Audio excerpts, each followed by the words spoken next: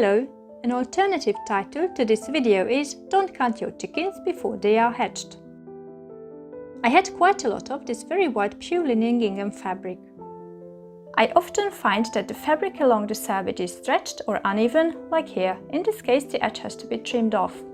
To cut the skirt, I followed the instructions in the 1896 edition of the Elements of Modern Dressmaking for the Amateur and Professional Dressmaker, being also a handbook for the use of students and for candidates preparing for the examination in dressmaking under the City and Guilds of London Institute by Jeanette E. Davies. I just love this book.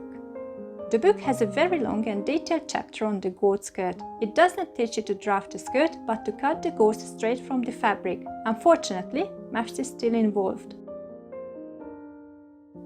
Fabrics used to be of much more narrow width than today. Miss Davies gives you half with whatever width your fabric is. For us modern dressmakers, this means we have to cut our wider fabrics to a more narrow width. My inspiration skirt didn't have a side seam, so I wasn't going to have a side seam. I followed the instructions to cut a skirt from white cloth, I suppose that's broadcloth, which used to be 52 inches wide. Still, my fabric was much wider. At first, I only cut a rectangle for the front and side gauze. It was 52 inches wide and the length I needed for the skirt, including hem allowance. By the way, the book uses the word turning instead of seam allowance. If you're a beginner, don't choose a yarn-dyed fabric with a symmetrical pattern, because as the weave of the fabric is uneven, you'll have to struggle a lot and may fail to make your garment look symmetrical, if you're bothered by such things. If you have stripes or checks and need to cut something on the fold, make sure you fold your fabric along the middle of the stripe or check for the sake of symmetry.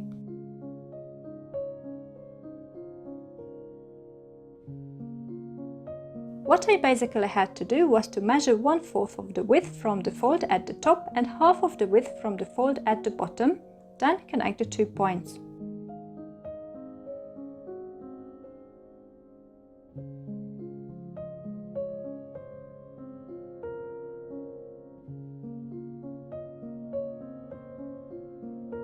Next, the instructions tell you to check the hip measurement 7 or 8 inches from the waist on both front and side gauze. Ideally, what you get is 8 to 10 inches less than the easy total hip measurement.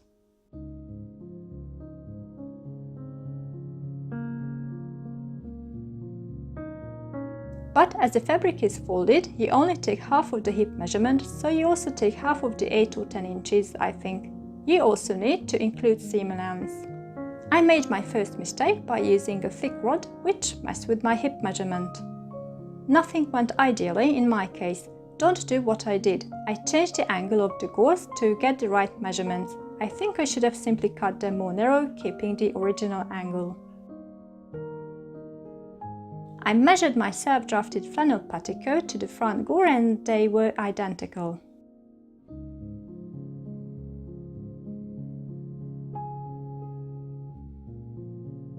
I didn't take it into account that my meter rod was 1 inch wide, so I ended up with gores that were much wider than needed.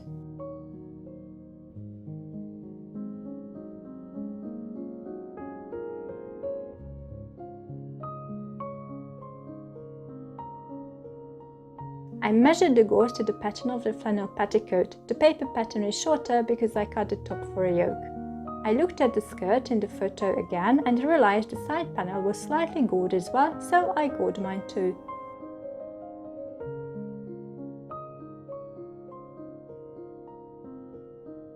I curved the lines at the hips.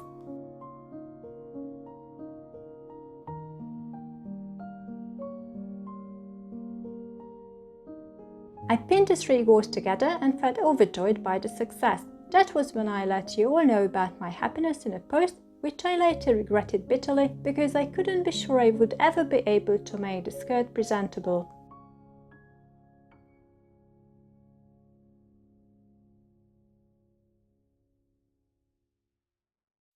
I cut the lining. I only had a cotton fabric of questionable quality. You should never use fabric of questionable quality if you want a durable garment.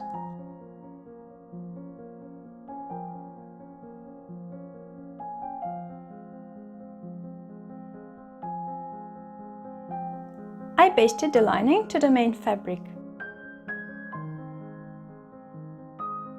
I basted my gauze similarly to as I found it in Casno's Guide for Artistic Dress Cutting and Making, although I might have misunderstood her instructions.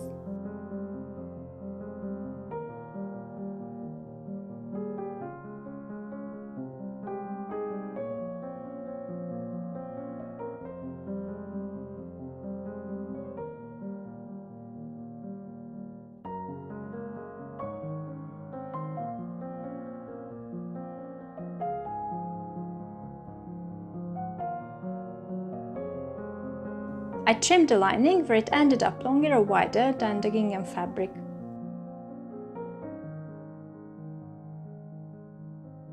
I overcast the top to stop it from fraying.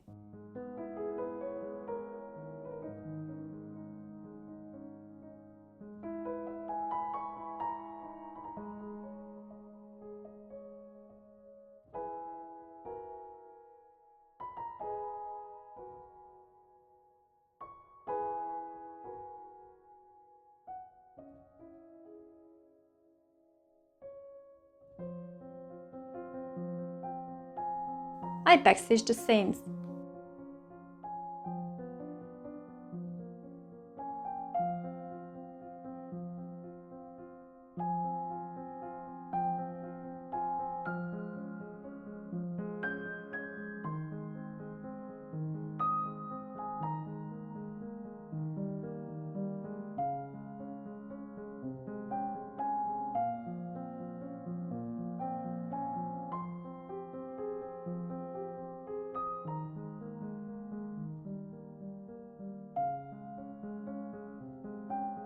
I managed to make 16 quite loose stitches instead of my usual very tight 26 stitches per inch. My seams turned out nicer than they usually do when I use cotton thread on thick linen or wool. I pressed the seams open to prepare them for felling.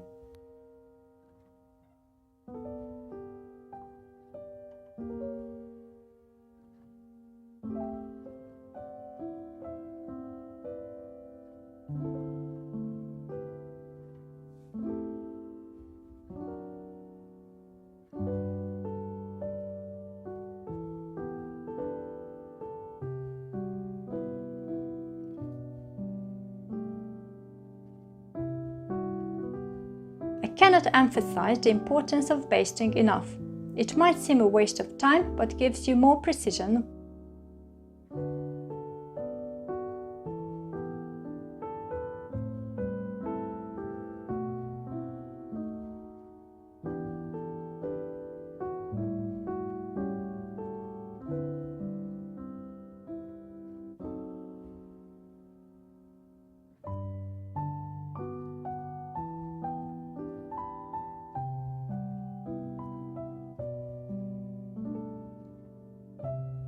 At first I pinned the darts. My inspiration skirt didn't have darts, but neither did it have extra inches. Still, I think my skirt looks really pretty.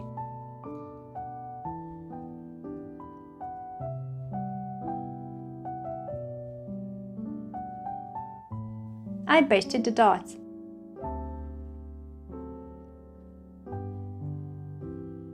It was time to cut the back gore. I used a whole 52-inch width. I gored off 1/3 of the width.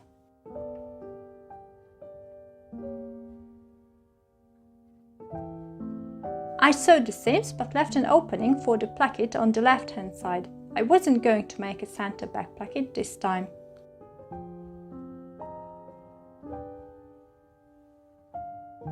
I also left an opening for a pocket in the right hand side seam because I was going to show you how to make one, even though I experienced severe uneasiness around pockets.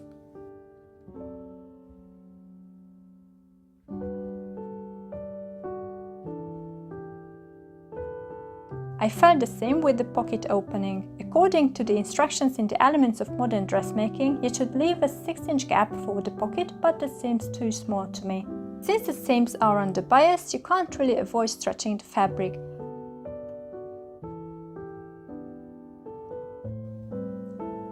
I proceeded to make the placket. I cut a strip of fabric a little bit longer than the opening in the seam.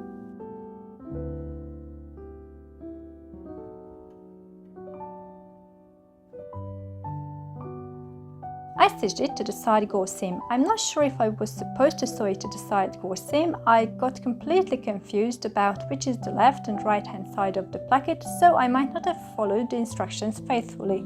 I got back to microscopic stitches.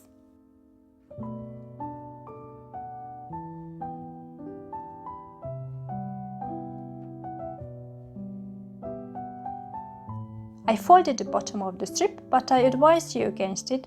Simply overcasting it would leave it less bulky. I felt the allowance of the side gore. I folded the edge of the strip, then folded it in half. I meshed the edge to the center of the seam. Of course, I basted it.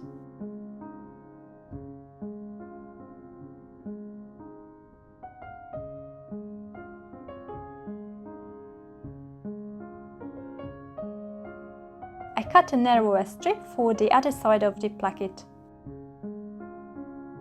I stitched it to the seam. I didn't feel the seam where it was going to be hidden under the strip.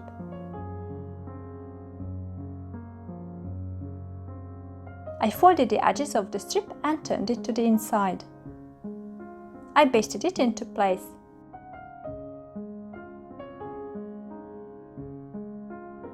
I stitched down all the edges.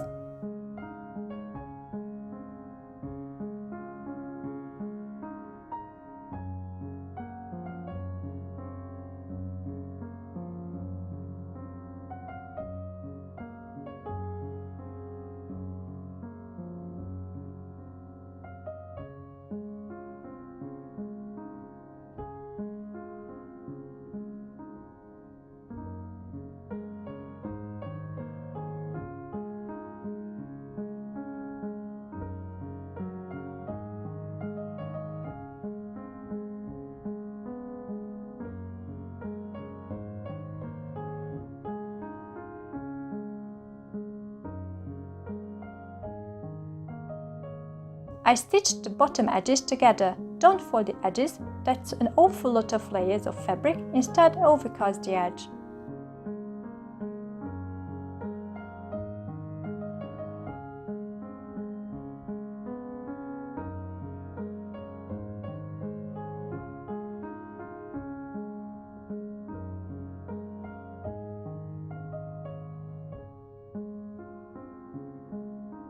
So far so good. Well, not really. The back gore was too wide, I couldn't pleat it properly. I tried to find the center of both the main fabric and lining at the same time, while also matching the pattern.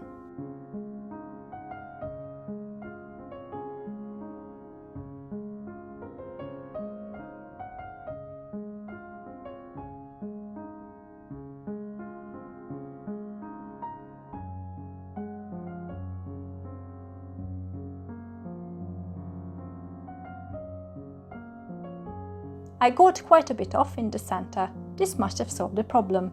Only that it didn't. Can you guess what these are? Correct, the felt seams of the front side gores.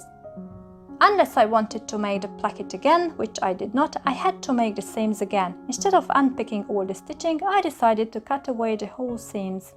I also made the front gore less dramatically triangular. I had to struggle a lot with the darts because I hadn't taken enough fabric from the side gores. I needed huge ones. I marked how I wanted to curve the waist in the front.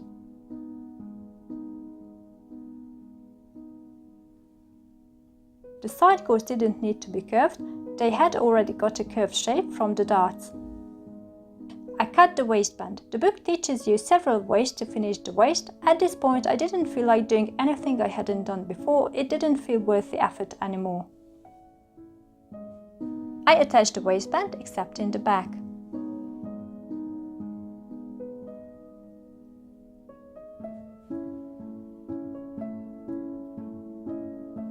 Feeling exhausted, I turned my attention to the pocket. Miss Davis gives you measurements and ways of attaching for two kinds of pockets, back pockets and flat pockets. However, she doesn't really explain what a pocket looks like, so I turned to Bertha Banner. She dedicated her book Household Sewing with Home Dressmaking by gracious permission to Her Imperial and Royal Highness the Grand Duchess of Baden, to whom the scheme of household sewing as now adopted in England is so greatly indebted. A back pocket is about 12 inches long and 7 inches wide. The top is sloped off. I made the slope longer than the opening in the seam of the skirt because I thought it would be neater if the top and bottom of the opening of the pocket itself sat above and below the respective ends of the opening in the seam. I used the skirt lining fabric to make the pocket because I wasn't going to use it, but you need a fabric more suitable for making a durable pocket. Of course, you can use the lining fabric if it's good quality. The inside of the pocket needs to be lined with the fabric of the skirt. I overcut the top.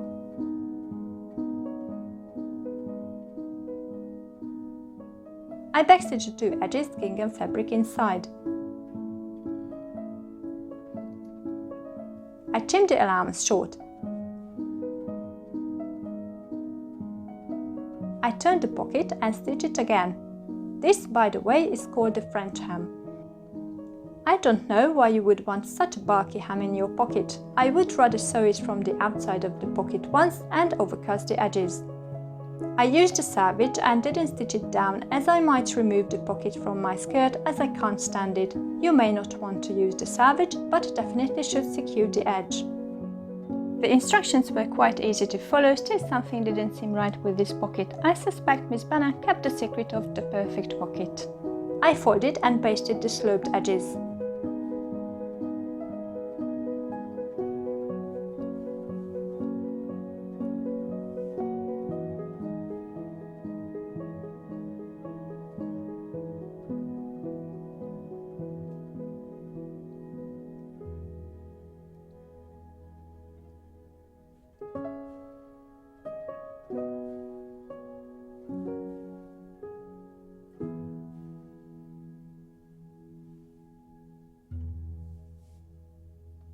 I slipped the pocket inside the skirt and matched the sloped edges to the edges of the opening in the skirt seam.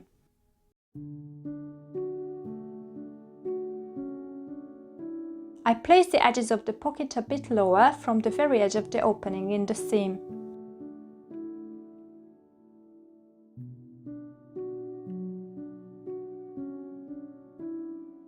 I whipped the pocket into place.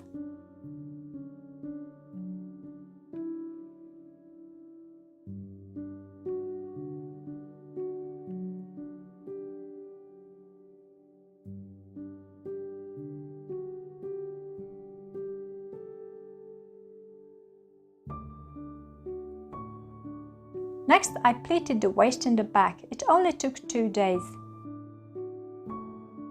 I secured the pleats by basting them. I have no footage of it, but I stitched on the waistband in the back as well. It was very difficult because the pleats were very thick. I trimmed off the excess fabric in the front.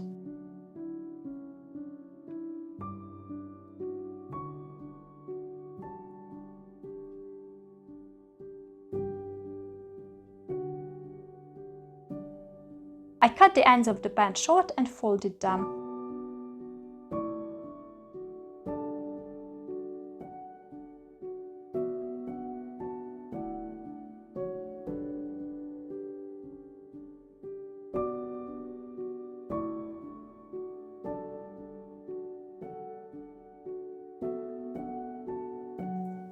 Back to the pocket.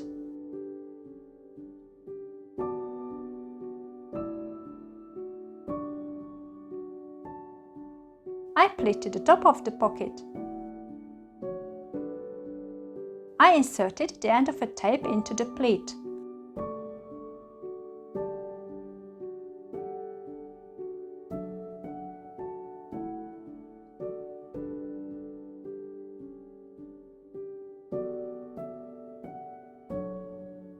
I secured the tape in the pleat.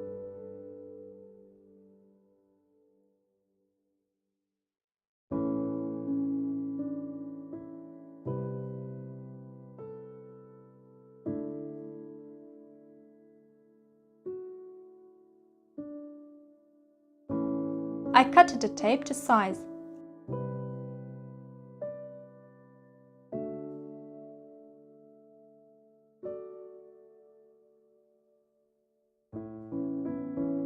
slipped the end under the waistband. Then I decided to properly secure the end. You need this tape because it is going to bear the weight of whatever you may want to carry in your pocket.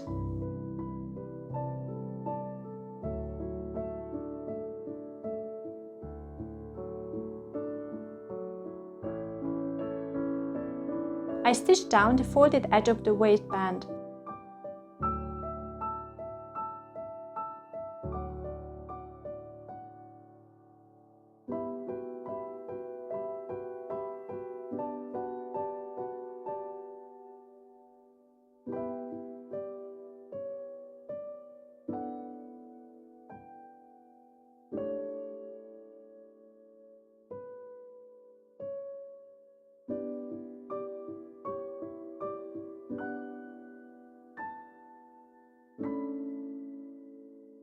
I curved the hem at the seams. I ended up with the back too short, the pleats lift the back, the bump pad only worsening the case, so you may want to cut your bag off from a bit longer piece of fabric unless you're happy with cutting the front and sides shorter at the end.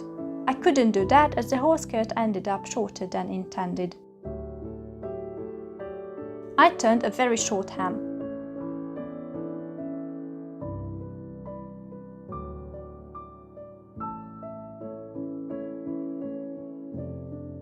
I had some 2 inches wide twill tape. I almost always use twill tape to protect the hem from friction as it rubs against my socks and boots. I decided not to do anything else with the hem because although I like it, I'm not content with the skirt. I intend to make 2 other gingham skirts following different instructions, so we will be able to compare them and choose the one that will become the skirt in my late Victorian gingham outfit inspired by the attire of this lovely lady.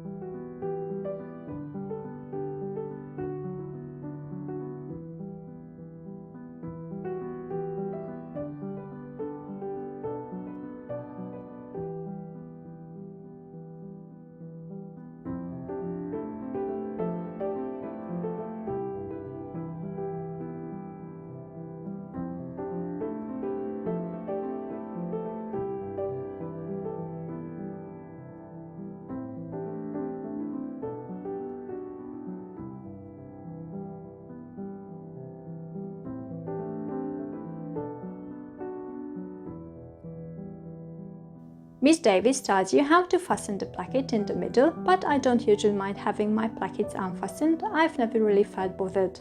Of course, it needs some kind of closure at the top. However, if I was a Victorian dressmaker and you were my customer, then dear friend, you'd be handed some hooks and eyes or buttons and would be left to sew them on yourself. I hope you wouldn't be too enraged to put me out of work.